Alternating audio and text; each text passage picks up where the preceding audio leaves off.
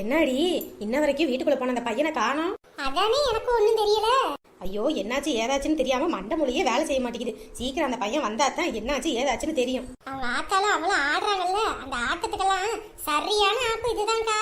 ஆமா, அந்த பத்திரக்காளிய கொஞ்சம் நஞ்ச பாடப்படுத்தினாங்க, ஊருப்பட்ட பாடுபடுத்தினாங்க.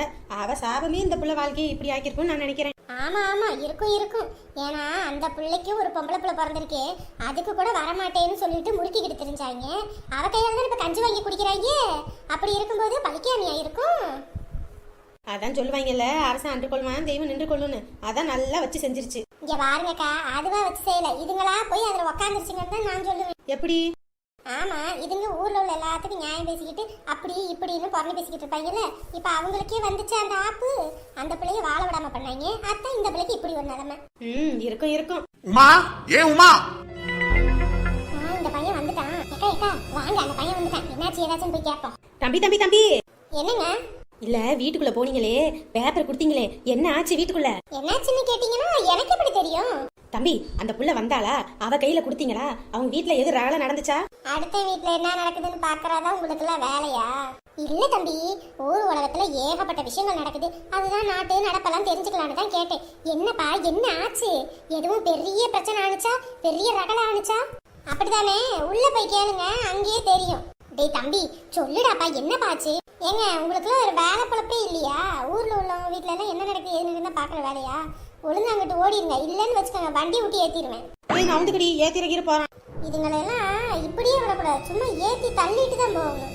யார் வீட்டுல என்ன நடக்குதுன்னு பாக்குறதா இதுங்களுக்குலாம் வேலையே. பாத்தியாக்கா, சிறுவண்டிக்கு எப்படி திமிருன்னு? அது சிறுவண்டி இல்லடி, முள்ளமன்றி. அடடடா, ஏன்டா அலறிக்கிட்டு கிடக்குற உமா உமான்னு? பொறுமையா கூப்பிட்டா கேட்காதா? என்னது இது? ஏண்டா கையில கொடுக்க மாட்டியா? அது என்ன மூஞ்சில தூக்கி வீசுற பழக்கம்? என்னடா பழக்கம் இது? முதல்ல அது என்னன்னு பாரு, அதுக்கப்புறம் நான் ஏன் இப்படி பேசுறேன்னு உனக்கு தெரியும். ஏண்டா என்ன வேணாலும் இருந்துட்டு போட்டோம், இப்படியே மூஞ்சில தூக்கி வீசுவ? ஏனே வர வர நீ ஓவரா தானே பண்ணிக்கிட்டு இருக்க, ஓவரா ஆடாத. இங்க பாரு, இந்த ஆடாத கீடாதெல்லாம் பேசிக்கிட்டு இருக்காம முதல்ல அது என்னன்னு பாரு, அதுக்கப்புறமேட்டுக்கு நீ என்கிட்ட பேசு. என்னடி அது? ஏய் உமா, என்னடி ஆச்சு? என்னடி அப்படி அதுல என்னத்தான் போட்டிருக்கு? எல்லாம் இங்கிலீஷ்லயே போட்டிருக்கே. தமிழ்லயே படிக்கிறதே நமக்கு தத்தளிப்பா இருக்கும், இங்கிலீஷ்ல எப்படி படிக்கிறது? என்ன கன்றாவினே ஒண்ணும் புரியலையே. ஏ உமா, என்னடி அதுல என்னடி எழுதி இருக்கு? அம்மா, வாயை திறந்து சொல்லு. அம்மா, அந்த மனுஷன் எனக்கு விவாகரத்து நோட்டீஸ் அனுப்பி இருக்குதுமா. ஏம்மா, இப்ப என்னம்மா பண்றது? நான் நினைச்சேன் அந்த கிழவி அவங்க பையனுக்கு அந்த பிள்ளைய கட்டி வைக்கணும்னு முடிவு பண்ணி தான் இங்க வந்திருக்கு. இங்க வந்து பேசுற மாதிரி பேசி நம்ம வாயாலே வார்த்தையை வாங்கி, அது மட்டும் இல்லாம பேப்பர்லயும் கையெழுத்து வாங்குற அளவுக்கு அந்த கிழவி பேசியிருக்கு. அதுதான், அது நகத்தின காயில தான் நம்ம விழுந்துட்டோம்னு நினைக்கிறேன். ஏம்மா, இப்ப என்னம்மா பண்றது? இந்த மாதிரி ஒரு இழிச்சவன் எங்கிட்ட போனாலும் கிடைக்க மாட்டேதேம்மா. அடி போடி, வேணான்னு சொல்றவன எதுக்கு சும்மா சும்மா ஓடி ஓடி துரத்துற? வேணான்னு சொல்லிட்டு போறவன அப்படியே துரத்தி விடு, போயிட்டு போறான். நல்ல தாய்மா நீ, ரொம்ப நல்ல தாய். ஏண்டா அந்த கிழவி தாண்டா வேணும்னு வந்து அதை இதுன்னு சொல்லி எங்க இப்படி எல்லாம் பண்ண வச்சிருச்சு. நாங்களா ஒண்ணும் இப்படி பண்ணலடா. ஆமா, அவங்கள பண்ணுனாங்க. நீங்க ரெண்டு பேரும் பால் குடிக்கிற பாப்பா அப்படியே விரல வாயில வச்சா கூட உங்க ரெண்டு பேருக்கு கடிக்க தெரியாது. எல்லா வேலையும் பண்ணிட்டு ஒன்று தெரியாம நடிச்சிட்டு இருக்கியா மணியே? டேய், நான் என்னடா நடிச்சிட்டு இருக்கேன்? நான் உண்மையை தான்டா சொல்றேன். ஆமா, அன்னைக்கே அவளை போன்னு சொன்னா நீ அந்த ஆட்டம் கட்டின. புதது குறைக்கும் அவங்க அம்மா இங்க வந்தப்ப நீங்க ரெண்டு பேரும் சேர்ந்து ஆட்டம் கட்டியிருக்கீங்க. அதனாலதான் இப்ப அவங்க எல்லாரும் சேர்ந்து உங்களுக்கு ஆட்டம் கட்டியிருக்காங்க. இனிமே அவளை இங்கேயே உட்கார வச்சுக்கிட்டு டெய்லியும் பூசை பண்ணு, சரியாமா? என்னடா இப்படி பேசிக்கிட்டு இருக்க? உன் தங்கச்சிடா, வேற யாராவா? அவளுக்கு இப்படி ஒரு பிரச்சனை ஆயிருக்கு, போய் என்ன ஏதுன்னு கேட்டு சட்டையை பிடிச்சி இழுத்து தரன்னு கூட்டிட்டு வந்து பிள்ளையோட சேர்த்து வைப்பியா? அதை விட்டுவிட்டு என்னடா இப்படி பேசிக்கிட்டு இருக்கிறவன்? ஆமா, பண்றதெல்லாம் பண்ணுங்க, பின்னாடி என்ன கேளுங்க. அன்னைக்கே அனுப்பிவிடுன்னு சொன்னதுக்கு கேட்காம ஆடுன. இப்ப அந்த பையன் நோட்டீஸ் அனுப்பிட்டான், இனி ஒண்ணும் பண்ண முடியாது. கையெழுத்த போட்டு அனுப்பு, எல்லாம் முடிஞ்சது. இனிமே இவ கதை அதோ கதிதான். ஏனே இப்ப கூட எனக்கு ஆறுதலா பேச மாட்டியானே? எனக்கு கூட இருக்கேன்னு கூட சொல்ல மாட்டியானே? ஆமா, உன் கூட இருக்கிறேன். எனக்கு வேலை வெட்டி இல்ல, என் குடும்பத்தை நான் பாக்குறது இல்லையா? உன்னையே பாத்துக்கிட்டு உட்காந்துருந்தா. டேய், உன் தங்கச்சி வாழ்க்கை இப்படி ஆயி போச்சு. இப்ப இதெல்லாம் பேசுறதுக்கு நேரமா? வாடா, போய் அந்த மாப்பிள்ளை வீட்டுல என்ன ஏதுன்னு போய் கேட்போம். வேணான்னு சொல்லிதானே நீ கையெழுத்து போட்டு கொடுத்த. இப்ப என்ன ஆடுற? அதெல்லாம் ஒன்னும் வரவும் மாட்டேன், ஒன்னும் நீங்க போய் கேட்கவும் வேணாம். அந்த பையனாவது நிம்மதியா அவன் வாழ்க்கையை வாழட்டும். டேய், எம்புட்டு சீர்வரிசையெல்லாம் போட்டிருக்கு தெரியுமாடா? ஆமா, சீர்வரிசை சீசனத்தை எல்லாம் செஞ்சது நான் தானே. போய் ஒழுங்கா வாழல, இனி என்ன பண்ண முடியும்? அதெல்லாம் எழுதி வாங்கிட்டு அப்படியே அவளை அங்க போய் உட்காந்து மூலையில உட்காந்து ஒப்பாரி வைக்க சொல்லு. ஏண்டியம்மா இவனுங்களெல்லாம் நம்பி ஒரு பிரோஜனம் கிடையாது. வேணான்னு சொல்றவனை தூக்கி வீசிட்டு வா. அம்மா நான் இருக்கேன், நான் பாத்துக்கிறேன். உனக்கு அடுத்த வேலை கஞ்சி ஊத்துறதுக்கு பத்திரக்காளி வேணும், இந்த வீட்டுக்கு சம்பாதிச்சு போறதுக்கு நான் வேணும், உன் நீ பாத்துக்கிறியாமா? ஏண்டா இப்பதாண்டா நீங்களாம் தலைக்கு மேல வளர்ந்துருக்கீங்க. ஆனா நான் ஆதி காலத்திலே உங்களை எல்லாம் வளர்த்தவடா. எனக்கு தெரியாதாடா? இல்ல சின்ன வயசுல என்னமோ நீங்க தான் என்னை பாத்துக்கிட்ட மாதிரியும் கஞ்சி ஊத்துன மாதிரி சொல்றீங்க. 3 பேத்துக்கு ஒத்தால சம்பாதிச்சு கஞ்சி ஊத்துன ஆளு என் பிள்ளைக்கு இப்ப நான் கஞ்சி ஊத்த மாட்டானா? போடா. ஆடு ஆடுமா, இன்னும் எவ்வளவு தூரத்துக்கு ஆடணும்னு நினைக்கிறியோ நீ ஆடு, உன் ஆட்டத்தை யாராலையும் நிறுத்த முடியாது. சரிதான், போடா. இங்க பாருமா, இவங்க எல்லாம் உன்னை பாப்பாங்கன்னு நினைக்காத. அம்மா நான் இருக்கேன். முதல்ல இந்த நோட்டீஸ் அனுப்புனால அந்த கிழவி அவ வீட்டுக்கு போய் நல்லா கும்முன்னு கும்மி தள்ளிட்டு வருவோம். வா. ஆமா, என்னன்னு போய் கும்முவ. அன்னைக்கு வந்தப்பையும் ஒன்றும் வேணாம் அப்படின்னு எழுதி அனுப்பிட்டோம். இப்போ நம்ம வீட்டுக்கு போனா மட்டும் உள்ள கூப்பிட்டு விருந்தளிப்பாங்களா? இல்ல, இங்க அதை அசிங்கப்படுத்தினது பத்தாது. அவங்க ஊர்ல போய் அவங்க தெருவில் வச்சு அசிங்கப்படுத்துவோம். அப்பதான் அந்த கிழவி அடங்கும். அப்பதான் நம்ம யாருன்னு அந்த கிழவிக்கு தெரியும். போமா, எனக்கே மனசு ரொம்ப கஷ்டமா இருக்கு. எதுக்கு நீ கஷ்டப்படுற? எதுக்கு கஷ்டப்படுற? உன் சொத்து நகை பணம் எல்லாம் அவன் தானே வச்சிருக்கான். முதல்ல அதை வாங்குவோம். அதுக்கு முன்னாடி அவங்கள நடு ரோட்ல வச்சு சும்மா தாறு மர பொறிச்சு தள்ளுவோம். வா, நீ வா போவோம். சரிம்மா. அத்தாடி, இவளே இவங்க கூட சேர்ந்து ஏதாவது பண்ணாலும் பண்ணி கொடுவா. முதல்ல என் புள்ள வரட்டும், அதுக்கப்புறம் இருக்குது இந்த ஆளுக்கு. நம்ம வீட்டுக்காரு இங்க வந்து நிக்குது.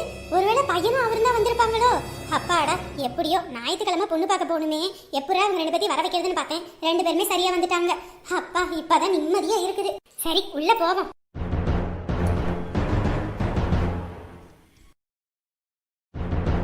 வரமாட்டீங்க நினைச்சேன், வந்துட்டீங்க. அப்பா அப்பா அப்பா, உங்களுக்கு என்னப்பா ஆச்சு? அப்பா, அம்மா, அப்பாவுக்கு என்னமா ஆச்சு? இப்ப நல்லா தானப்பா இருந்தீங்க, உங்களுக்கு ஏன்பா இப்படி ஆயிட்டே இருக்குது? என்னங்க, வாங்குங்க, எங்க அப்பா ஆஸ்பத்திரி கூட்டிட்டு போவோம். பாவம், இவருக்கு என்னமோ ஆயி போச்சுங்க. என்னங்க, நான் பாட்டுக்கு பேசிட்டே இருக்கேன், நீங்க பாட்டுக்கு அப்படியே கண்ணமாய் நிக்கிறீங்க. பாருங்க எங்க அப்பாவை. எமாடி, நான் இப்படி ஆனது காரணமே உன் புருஷன் தாமா. என்னங்க, என்ன உங்களுக்கு திமிரா? எங்க அப்பாவே இந்த அளவுக்கு ஆளாக்கிருக்கீங்க. ஆமா, திமிரு தான். என்ன இப்ப? எங்க அப்பாவே அடிச்சிட்டீங்கல்ல, இனிமேதான் இருக்குது உங்களுக்கு ஆட்டமே. அப்பா, யோ, என்னையா திமிரு உனக்கு ஓவரா கூடி போச்சா? என் பிள்ளையவே அடிச்சுட்ட, அதுவும் ஏன் கண்ணு முன்னாடி. அப்புறம் என்னையா, எப்ப பார்த்தாலும் நொய்யி நொய்யி நொய்யின்னு ஒழுங்கா எங்களை வாழ விடுறியா? கல்யாணம் ஆன நாள்ல இருந்து இப்ப வரைக்கும் நீ என்ன நினைச்சிட்டு இருக்க? என்னைய உன் அடிமை நினைச்சிட்டு இருக்கியா? நீ சொல்றதுக்கெல்லாம் தலையாட்டி பொம்மை மாதிரி ஆடுவே நினைச்சிட்டு இருக்கியா?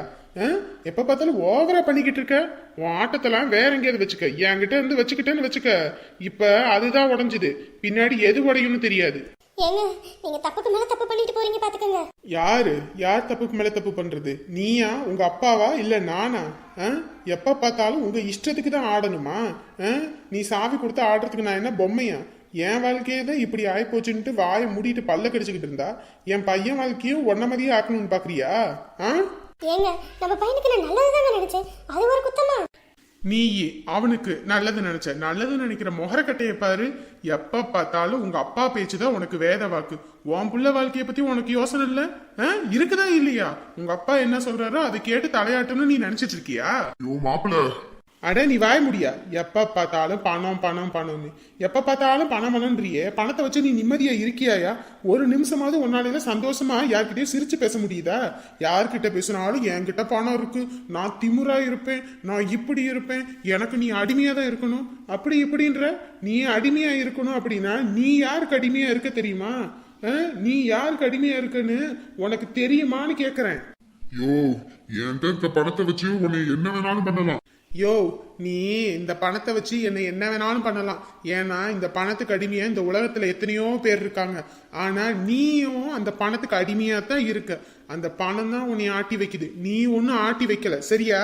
என்னமோ பெரிய இது மாதிரி பேசிட்டு இருக்க. நீ என்னமோ எனக்கு வேலை வாங்கி கொடுத்தன்ற. நீ எப்படி வேலை வாங்கி கொடுத்த? நான் படிச்சதுனால தானே நீ வேலை வாங்கி கொடுத்த. நான் படிக்காம ஒரு இதா இருந்திருந்தேன்னா நீ எப்படி வேலை வாங்கி கொடுத்துருப்ப? என்னமோ இவன் பாக்குறதுக்கு இவன் மாதிரி இருக்கான், இவன் நமக்கு அடிமையான இருப்பான், அப்படி இப்படின்னு சொல்லி நீ என்னை கல்யாணம் பண்ணுது. எனக்கு என்ன தெரியாதுன்னு நினைச்சிட்டு இருக்கியா? யோ, நான் இல்லனா உனக்கு வாழ்க்கையே இல்ல. என் புள்ளையும் கொடுத்து உனக்கு பிச்சை போட்டிருக்கேன், அத முதல்ல ஞாபகம் வச்சுக்க. எப்பா சாமி, நீ எனக்கு பிச்சை போடவும் வேணாம், நீ எனக்கு வாழ்க்கையும் கொடுக்க வேணாம். உன் புள்ளையும் நீயே வச்சுக்க, என்னை ஆள விடு. என்னங்க என்ன நொன்னங்க? எத்தனை நாள் ஆகுது உங்க அப்பாவுக்கு சரியாகி வீட்டு பக்கம் வரணும்னு உனக்கு என்ன இருந்துச்சா?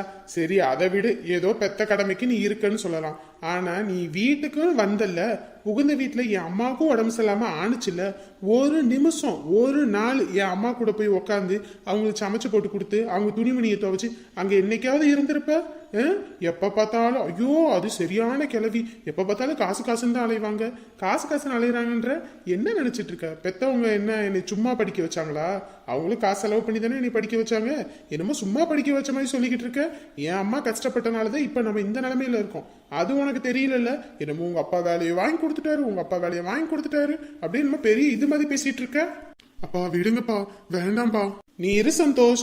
இத்தனை நாள் பொறுமையா இருந்தேன். எதுக்காக? உனக்காக தான் பொறுமையா இருந்தேன். ஆனா இதுக்கு மேல என்னால பொறுமையா இருக்க முடியாது. உன் வாழ்க்கையே போகுதுன்னு நினைக்கும் போது நான் எதுக்கு வாய முடிக்கிட்டு கம்முன்னு இருக்கணும்?